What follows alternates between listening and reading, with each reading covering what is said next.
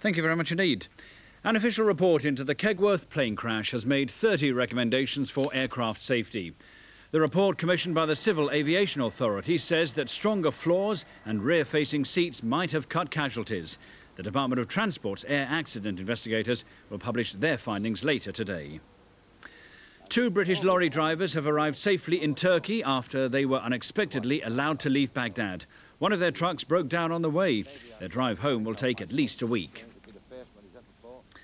The Education Secretary, John McGregor, will confirm school tests for 7-year-olds later today. Last night he secured a £500 million spending deal with the Chief Secretary to the Treasury, Norman Lamont. The number of people out of work rose by 13,300 last month. September's seasonally adjusted total was 1,666,700. And that's it. News at 1 will be next, but from me, bye-bye.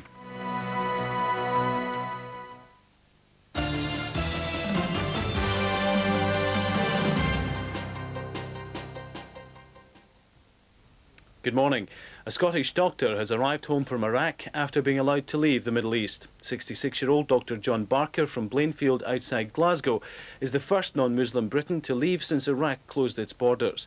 He worked as a consultant anaesthetist at the same Baghdad hospital as the 3 British nurses who escaped from Iraq into Saudi Arabia earlier this week. Dr Barker has now been reunited with his wife Sheila. The Scottish Trades Union Congress in Glasgow is expected to respond today to the crisis in the steel industry. The problems were outlined in the Commons yesterday by Scots Secretary Malcolm Rifkind. He failed to give assurances safeguarding the future of the Scottish steel industry, and now fears are rising for 1,000 jobs at the Clydesdale Tube Works at Moss End and the DL Plate Mill. Scottish MPs Gordon Brown and Malcolm Bruce are to address a major National Steelmen's March in Motherwell on Saturday. The Labour Party in Scotland are meeting now to discuss proposals put forward by the SNP for a referendum on Scottish independence. The plans, estimated to cost £1.3 million, have already been criticised by Labour. The destroyer HMS Glasgow will return to her adopted home later today to mark the city's Year of Culture. She'll be arriving around lunchtime at York Hill Basin. There are 285 men on board and 42 of them are Glaswegian. A full range of sporting and social events has been arranged for the 5-day visit to Glasgow.